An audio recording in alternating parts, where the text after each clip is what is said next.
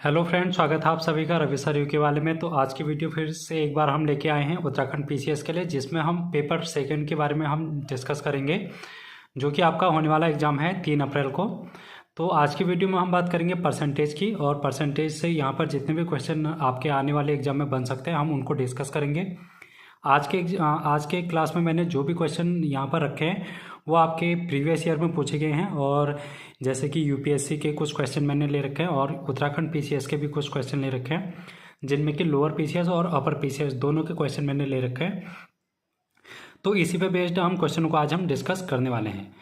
तो अगर हम परसेंटेज का बेसिक देखें तो परसेंटेज का अगर हम देखें तो परसेंटेज का मतलब होता है, देखिए यहाँ पर परसेंटेज की अगर हम बात करें तो इसको इस तरीके से डिनोट करते हैं। और कोई भी संख्या जो होती है वो अपने आप में एक 100% होती है। कितनी परसेंटेज होती है?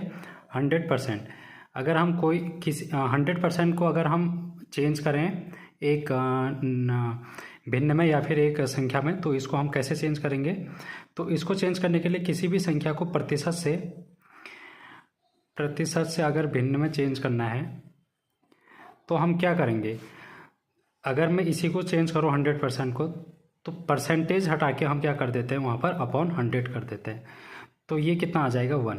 यानी कि 100% की वैल्यू जो हो गई वो हो गई 1। अब इसी तरीके से हम कुछ फ्रैक्शन याद करेंगे और उन फ्रैक्शन का हम यूज अपने क्वेश्चन में करेंगे। जैसे कि 100% का मतलब हो गया 1, और अगर मैं इसको फिर से अच्छे से लिख दूँ तो 100% का मतलब हो गया 1। अगर मैं इसका हाफ कर दूँ तो ये हो जाएगा 50%, और 50% के टेज का मतलब हो जाएगा 1/2। फ्रैक्शन में हमने इसको चेंज कर दिया। अब हम इसका फिर से हाफ करेंगे तो ये हो जाएगा 25%, और 25% का मतलब हो जाएगा 1/4। यानी कि हम इसका हाफ करते जा रहे हैं। और 25% का हाफ कितना हो जाएगा? 12.5%, और इसका जो हाफ हो जाएगा 1/8 हो जाएगा। इसी तरीके से इसका हाफ और करेंगे 6.25%, और इसका हाफ करेंगे तो 1/16 हो जाएगा। अब मैं ये क्यों करा रहा हूँ? क्योंकि आपको ये जो फ्रैक्शन है ये डायरेक्टली अगर आप कहीं पर भी देखने को मिलेंगे तो आप उनकी वैल्यू पुट कर सकते हैं, आपके लिए थोड़ा इजी रहेगा। इसी तरीके से यहाँ पर हमने 1/इतने कर लिए हैं। अब हम अगर देखें तो 1/10 ये भी इम्पोर्टेंट है, क्योंकि 10% की वैल्यू होती है। और 1/20 ये कितने की वैल्यू होती है? 5% की वैल्यू। और 1% आपसे अक्सर देखने को मिलता है 33.33%, जिसका मतलब होता है 1/3। तो कुछ परसेंटेज थे जो कि आपको याद रखने हैं, बाकी इसके अलावा उतने काम नहीं आएंगे आपके, लेकिन ये थोड़े बेसिक से परसेंटेज है जिनके आपको फ्रैक्शन याद करने पड़ेंगे। अब हम डायरेक्ट यहाँ पर क्वेश्चन पर चलते हैं। तो आज का जो पहला क्वेश्चन है वो आपके सामने दिखाई दे रहा है। तो क्वेश्चन है 15 का 5% प्लस 5 का 15% इजिकल टू क्या होगा, ये आपको बताना है। तो इस टाइप का जहाँ पर भी क्वेश्चन आपको दिखाई देगा, जैसे मैं इसको लिख रहा हूँ 15 का 5%। जो एक का है, का मतलब यहाँ पर हम मल्टीप्लाई कर देंगे, ठीक है। इसको पहले मैं ऐसे लिख ले रहा हूँ 5 का 15%। तो जहाँ पर भी का होगा वहाँ पर हम क्या कर देंगे? मल्टीप्लाई लगा देंगे। और हमने अभी यहाँ पर देखा है कि 5% की वैल्यू कितनी होती है। ऊपर हमने देखा था 5% की वैल्यू 1/20 होती है। तो ऐसे ही आपको ये फ्रैक्शन अभी जो मैंने कराए ईजिली आपको अगर याद है तो आप उसकी वैल्यू पुट कर सकते हैं, आपको सॉल्व करने की वहाँ पर ज़रूरत नहीं पड़ेगी। तो इसीलिए मैंने आपको वहाँ पर परसेंटेज से फ्रैक्शन में चेंज करना सिखाया। और अगर हम इसको आगे को सॉल्व करें तो 5 × 15 का अब यहाँ पर देखो 5 का 15% लिखा है, या फिर आप इसको इस तरीके से भी लिख सकते हैं 15 का 5%। ये दोनों ही आंसर इनके सेम आएंगे। परसेंटेज आप चाहे 15 में लगा दो या फिर 5 में लगा दो, दोनों का मतलब वही रहेगा। हम इसको ईजिली करने के लिए 5 के पीछे से लगा देते हैं परसेंटेज। क्यों लगा देते हैं? क्योंकि हमको 5% की वैल्यू अभी हमने सीखी थी, जो कि कितनी थी? 1/20 थी। तो इसको मैं यहाँ पर इसको ऐसे लिख सकता हूँ 1/20। अब हम देखते हैं, इनको सॉल्व करते हैं। तो अगर हम सॉल्व करेंगे तो ये क्या आएगा, यहाँ पर ये 1/20, ये 5 का मतलब अब हम 1/20 कर देंगे इसको। 5/20 नहीं, 1/20। क्यों? क्योंकि 5% की वैल्यू 1/20 होती है। इसको हम काटेंगे, 5 से इसको काटेंगे, 3 टाइम जाएगा और ये 4 टाइम जाएगा, ये 3 टाइम जाएगा और ये 4 टाइम। तो कि हमारे पास फ्रैक्शन क्या बन गया, 3/4 प्लस 3/4। दोनों को ऐड कर देंगे। तो अगर समान हर हैं, ये नीचे वाला हर होता है, ऊपर वाला अंश, अगर समान हर है तो ऊपर वाली संख्याएं जुड़ जाती है, यानी कि 3 + 3 क्या हो जाएगा, 6, और हर हमारे वही रहेगा जो कि था। 6/4 को और हम सॉल्व करेंगे तो 3/2 आ जाएगा, और इसकी जो वैल्यू होगी वो होगी 1.5। तो 1.5 इसका राइट आंसर होगा, जो कि आपका ऑप्शन बी में दिखाई दे रहा है। नेक्स्ट क्वेश्चन, और ये क्वेश्चन आपका प्रीवियस ईयर में पूछा गया है, और कहाँ पर पूछा गया है, उत्तराखंड PCS में पूछा गया है ये क्वेश्चन, तो इम्पोर्टेंट रहेगा आपके लिए। तो इस टाइप के क्वेश्चन करने के लिए मैंने अभी आपको बताया कि जो एक का लिखा है वहाँ पर हम मल्टीप्लाई कर देंगे, बस हो गया। 1000 का 50% का 10% का 10% होगा, कितना होगा ये हमको बताना है। किसका? 1000 का मतलब गुणा 50%। 50% की वैल्यू अभी मैंने बताई थी फ्रैक्शन में चेंज करके 1/2। फिर का लिखा है तो मल्टीप्लाई कर दो। फिर 10%, 10% को अभी मैंने बताया था कितना होता है, 1/10 होता है। फिर का है और फिर 10%, इस 10% की वैल्यू भी 1/10 होगी। कितना होगा ये, हम इसको x मान लेते हैं।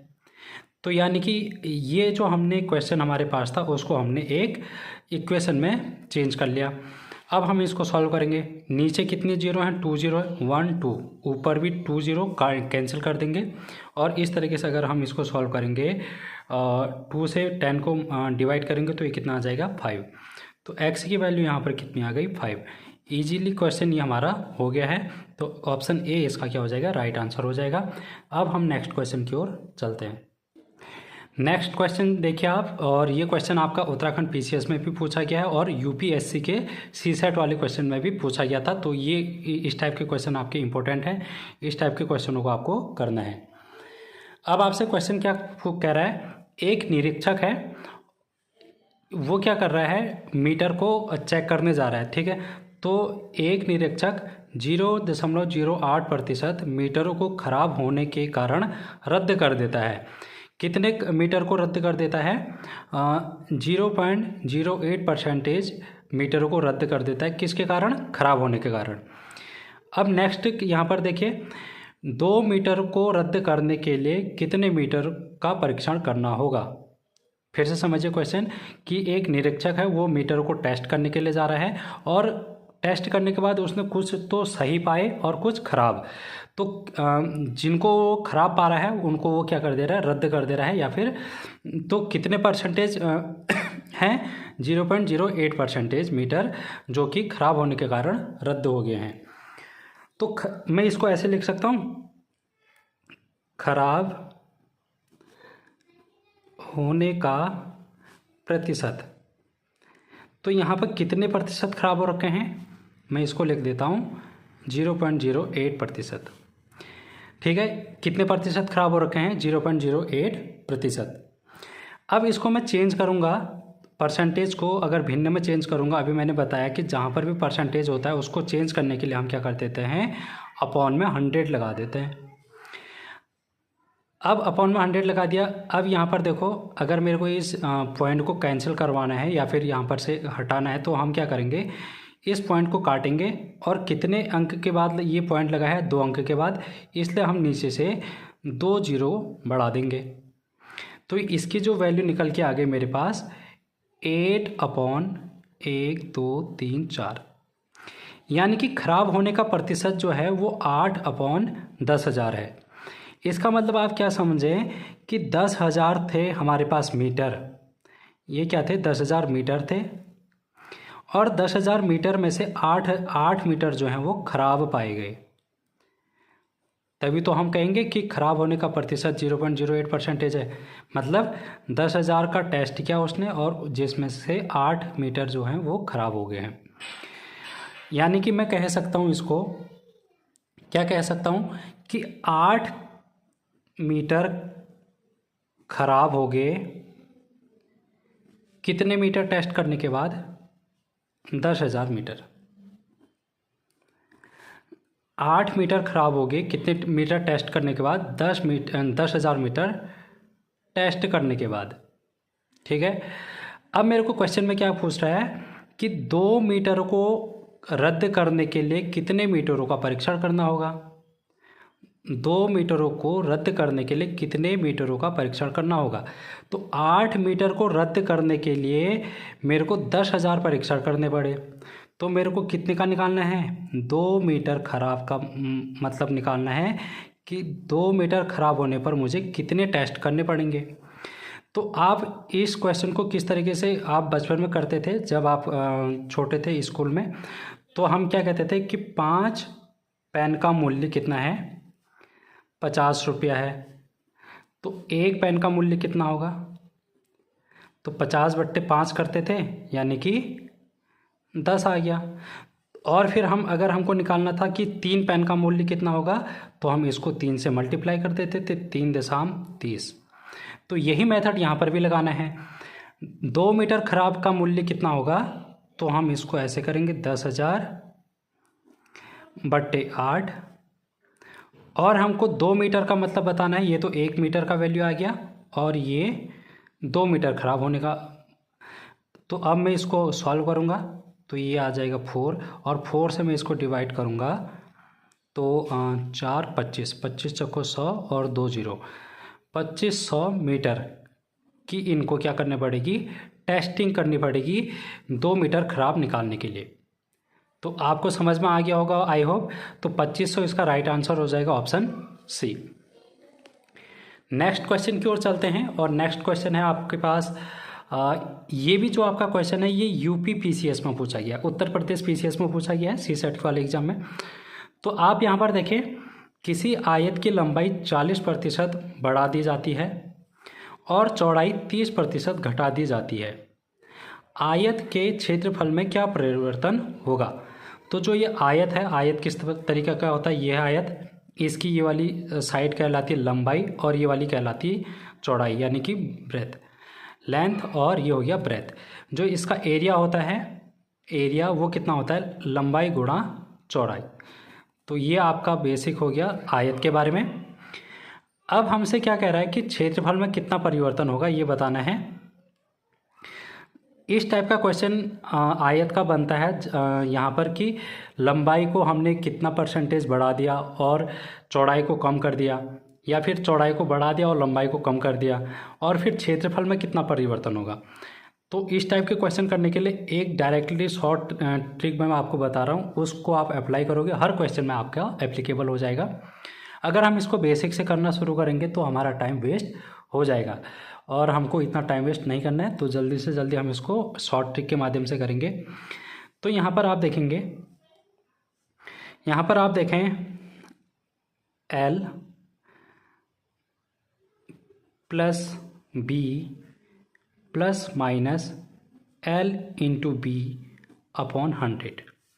ये जो आपका आएगा वो क्या आएगा? क्षेत्रफल में परिवर्तन, क्षेत्रफल में परिवर्तन। ये लंबाई, ये चौड़ाई, ये प्लस माइनस, प्लस भी आ सकता है माइनस भी आ सकता है। ये कैसे आएगा मैं अभी आपको जब इसको वैल्यू पुट करूँगा तो बता दूंगा। लंबाई गुणा चौड़ाई बट्टे 100। यहाँ पर जो आपकी लंबाई है अगर जब भी बढ़ेगी तो हम वहाँ पर क्या लेंगे? यहाँ पर ये जो प्लस और माइनस का साइन है उसको मैं यहाँ पर साइड में बता देता हूँ। प्लस का मतलब है कभी भी कोई चीज़ बढ़ रही है, बढ़ना, और जो माइनस है इसका मतलब है घटना या फिर कमी होना, बढ़ना या फिर ज़्यादा होना, और जो माइनस है इसका मतलब घटना या फिर कमी होना। तो जहाँ पर बड़ा है 40% उसको तो हम प्लस में लेंगे। तो लंबाई इसकी प्लस में हो रखी है 40, लंबाई इसकी हो रखी है 40 और ये प्लस में है तो प्लस का साइन हम लगाते नहीं हैं। प्लस यहाँ पर आ गया B, चौड़ाई, चौड़ाई में कितने प्रतिशत की यहाँ पर कमी हो रही है, यानी कि इसको घटा दिया है 30%। तो यहाँ पर हम -30 कर देंगे, प्लस की जगह माइनस कर देंगे। क्यों करेंगे माइनस? क्योंकि यहाँ पर वैल्यू घट गई है अब। यहाँ पर प्लस या माइनस आएगा, हम कैसे पता करेंगे? अब देखो, लंबाई गुणा चौड़ाई, लंबाई गुणा चौड़ाई। लंबाई तो हमारे पास प्लस में दे रखी है और चौड़ाई हमको माइनस में दे रखी है। तो प्लस और माइनस को मल्टीप्लाई करके क्या आता है? माइनस। प्लस माइनस माइनस, ये आपको पता होगा।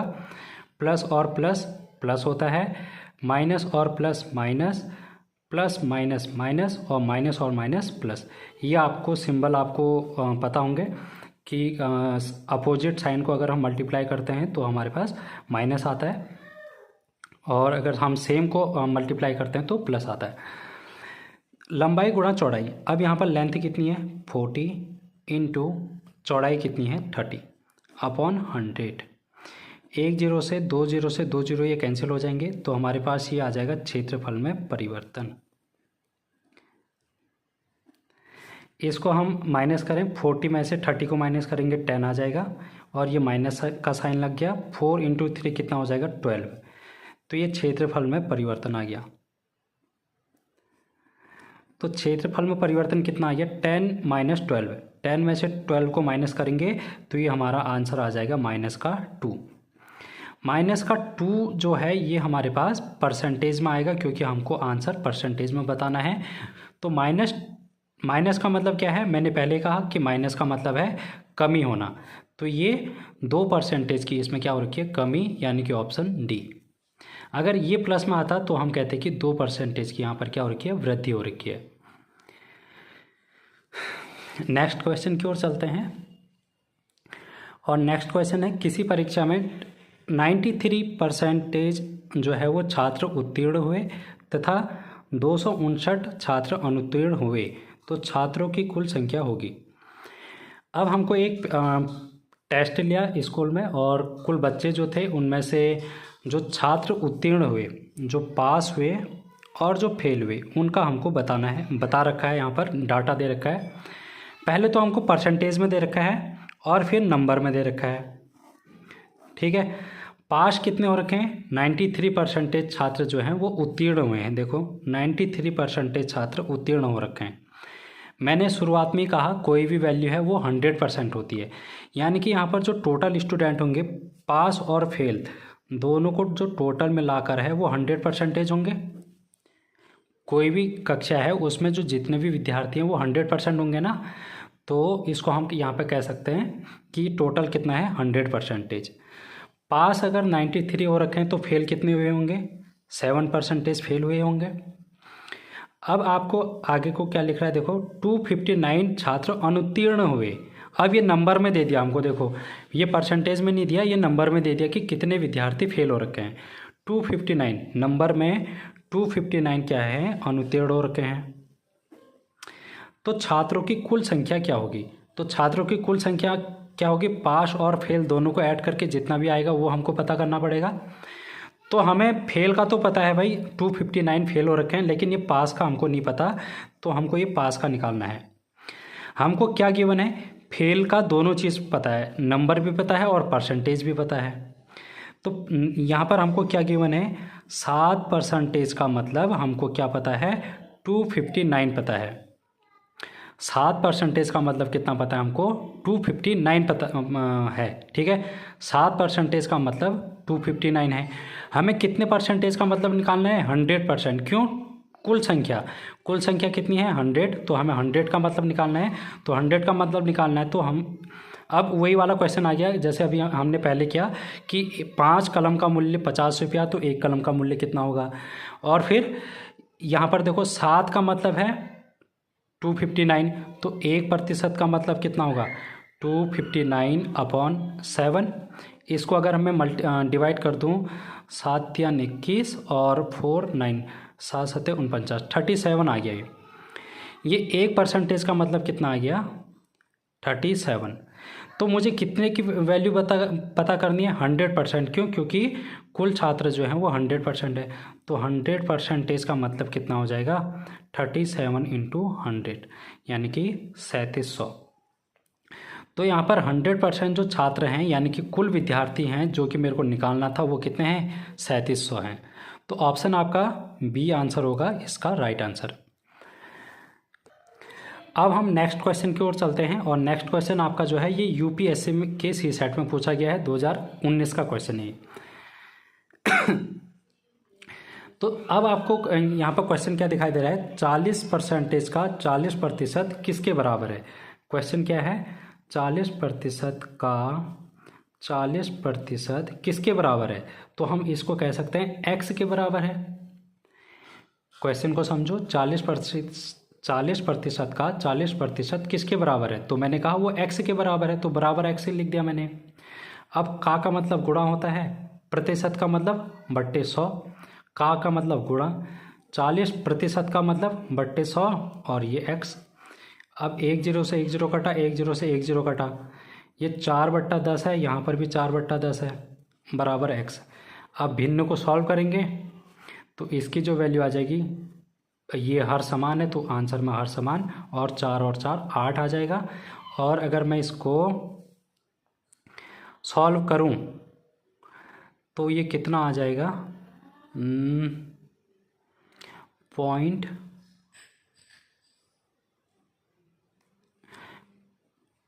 0.8 आ गया ये। अच्छा एक मिनट रुकना, यहाँ पर ये मल्टीप्लाई करना, हमने क्या करना है, ये मल्टीप्लाई, तो इसको हम ऐड नहीं मल्टीप्लाई करेंगे। तो 4 और 4 को मल्टीप्लाई करेंगे तो 16 आ जाएगा। ये कितना आएगा, 16। तो मैं इसको 16 लिख लेता हूँ। और अगर मैं इसको, अब नीचे कितना होगा, 10 × 10 100 हो जाएगा। ये कितना हो जाएगा, 100। तो इसका जो आंसर हो जाएगा 0.16 हो जाएगा। कितना हो जाएगा, 0.16%। ठीक है, तो ये आपका आंसर आ गया 0.16%, जो कि आपका ऑप्शन ए है। आई होप आपको समझ में आ गया होगा। यहाँ पे मैंने प्लस कर दिया था, इस वजह से हमारा आंसर 0.8 आ रहा था, लेकिन हमको ये मल्टीप्लाई करना था। तो मल्टीप्लाई मतलब ऊपर की गुणा ऊपर, नीचे की गुणा नीचे, 4 चौको 16, 10,100। तो इसको सॉल्व करेंगे तो 0.16। लास्ट क्वेश्चन है आज का। तो लास्ट क्वेश्चन क्या है, ए और बी का वेतन मिलाकर 2,000 रुपया है। ए और बी क्या है, दो व्यक्ति हैं, इनका वेतन मिलाकर 2,000 रुपया है। ए अपने वेतन का 95% और बी अपने वेतन का 85% खर्च करता है। यदि अब उनकी बचत समान है तो ए का वेतन क्या होगा। मैं पहले आपको एक कॉन्सेप्ट समझा देता हूँ, ये यूपीएससी में पूछा गया ये वाला क्वेश्चन। तो कॉन्सेप्ट क्या है कि जो इनकम होती है, इनकम मतलब आय, किसी भी व्यक्ति की जो आय होती है उसको हम किस तरीके से, यहाँ पर इस टाइप के क्वेश्चन आएंगे तो किस अप्रोच से हम करेंगे। आय, आपकी जो इनकम है उसको आप खर्च करेंगे, कुछ ना कुछ तो खर्च करेंगे, यानी कि एक्सपेंडिचर करेंगे। इसका खर्चों की क्या बोलते हैं, एक्सपेंडिचर। प्लस जो आपने खर्च करने के बाद जो आपका बच रखा है उसको आप बोलेंगे सेविंग, यानी कि आपकी बचत हो गई है, इसको आप बोलेंगे सेविंग। तो हमारी जो इनकम है वो क्या है, एक्सपेंडिचर प्लस सेविंग। ये आपको समझ में आ गया होगा कॉन्सेप्ट कि जो हमारी इनकम होती है वो क्या होती है, सेविंग और इन एक्सपेंडिचर को अगर हम क्या करते हैं, ऐड कर देंगे तो हमारी इनकम निकल के आ जाएगी। अब यहाँ पर देखो, मैं इसको इस तरीके से बना रहा हूँ, यहाँ पर ए लिख रहा हूँ, यहाँ पर बी लिख रहा हूँ। दो व्यक्ति हैं ना, ए और बी। मैं पहले इनकम लिख दे रहा हूँ, फिर यहाँ पर मैं लिख दूंगा इनका खर्च एक्सपेंडिचर, और फिर मैं इनका क्या लिख दूंगा, सेविंग यानी कि बचत। ए की इनकम कितनी है, ए और बी का वेतन मिलाकर 2,000 रुपया है, यानी कि दोनों का इनकम कितना है, 2,000 रुपया है। ऐड करके ए और बी की वैल्यू, यानी कि मैं अगर ए की इनकम को एक्स मानूं, ए की इनकम माना एक्स है, तो बी की इनकम कितनी होगी, 2,000 माइनस एक्स होगी ना। क्यों, क्योंकि A plus B is equal to, दोनों की इनकम कितनी है, 2,000 रुपया है। मैंने ए की इनकम को एक्स मान लिया, तो बी की इनकम कितनी आएगी, इस तरीके का अगर हम इसको करें तो बी की इनकम क्या आएगी, 2,000 माइनस एक्स। इस तरीके से मैंने यहाँ पर डायरेक्टली लिख दिया। अच्छा, अब यहाँ पर क्या कह रहा है, ए अपने वेतन का 95% और बी अपने वेतन का 85% खर्च करता है, यानी कि एक्सपेंडिचर करते हैं ये।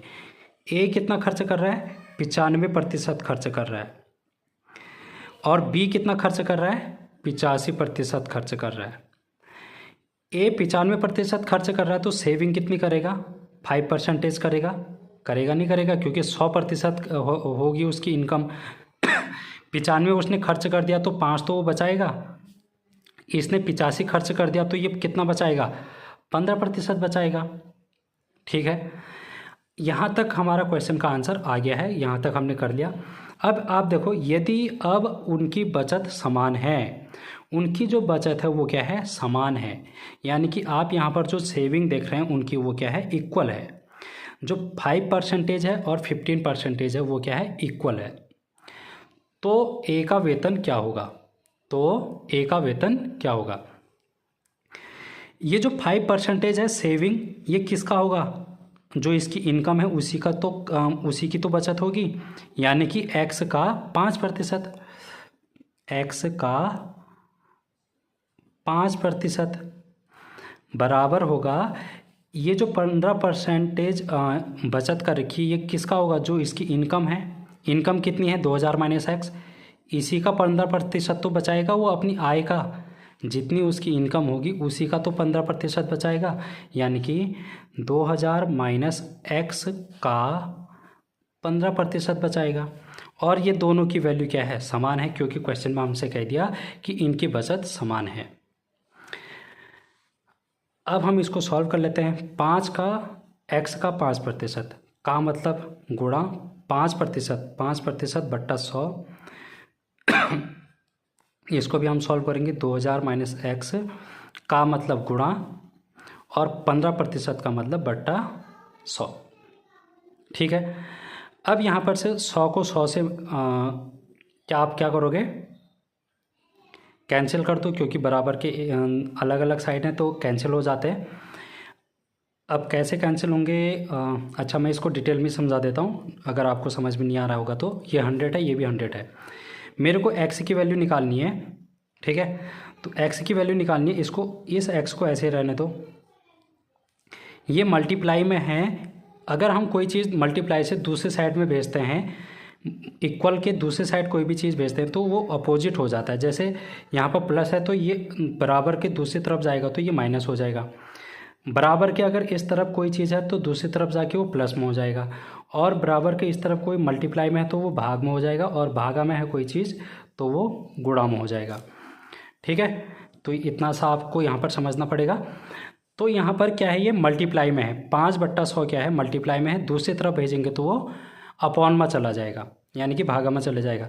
तो इसको आप लिखेंगे 2000 माइनस एक्स मल्टीप्लाई 15/100।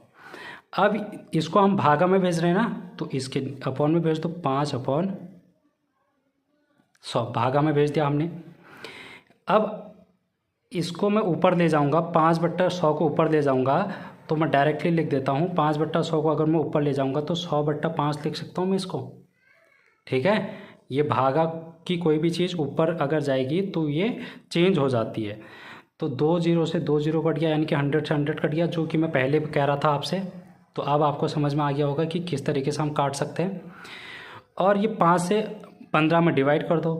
5 या 15, 3 आ गया। अब ये 3 से अंदर मल्टीप्लाई कर दो। 3 से हम 2000 में मल्टीप्लाई करेंगे तो 6000 आ जाएगा, माइनस 3 से x में मल्टीप्लाई करेंगे तो 3x, और यहाँ बराबर के लेफ्ट हैंड साइड x आ जाएगा। ये x वाली चीज़ को एक तरफ ले आते हैं तो ये माइनस का यहाँ आके प्लस हो जाएगा 3x, और ये 6000 बचेगा हमारा। 3 और 1 4x ये हो गया, और ये हो गया 6000। तो हमें x की वैल्यू निकालनी है, तो x इजिकल टू ये 4 यहाँ मल्टीप्लाई में है, यहाँ हम अपॉन में भेज देंगे। तो ये कितना हो जाएगा? इसको डिवाइड करेंगे 6000 से 4 से 6000 को, तो ये कितना हो जाएगा? 15 चौको 60 और 2 0। तो x की वैल्यू कितनी आ गई? 1500। x की वैल्यू कितनी आ गई? 1500। अब हम क्वेश्चन की ओर चलते हैं। हमसे क्या कह रहा था क्वेश्चन में? a का वेतन क्या होगा? a का वेतन क्या होगा? तो हमें x की वैल्यू पता चल गई कि 1500 है। x की वैल्यू पता चल गई हमको 1500 है। तो यही तो हमको बताना था ए का वेतन क्या होगा, एक्स की वैल्यू ही तो पता करनी थी। क्यों? क्योंकि यही क्या है, ए का वेतन है। तो एक्स की वैल्यू 1500 आ गई, यानी कि ए का वेतन 1500 है, ऑप्शन सी। तो आई होप आपको इस तरीके से ये क्वेश्चन समझ में आ गया होगा। तो थैंक यू सो मच। आज की वीडियो में इतना ही। नेक्स्ट वीडियो में कुछ और इम्पोर्टेंट टॉपिक लेके आएंगे। तब तक के लिए थैंक यू सो मच। और टेलीग्राम से आप इसको ले सकते हैं, वहाँ पर मैं आपको इसकी PDF या फिर फ़ोटो खींच के भेज दूँगा, तो आप वहाँ से इसको देख सकते हैं। Thank you.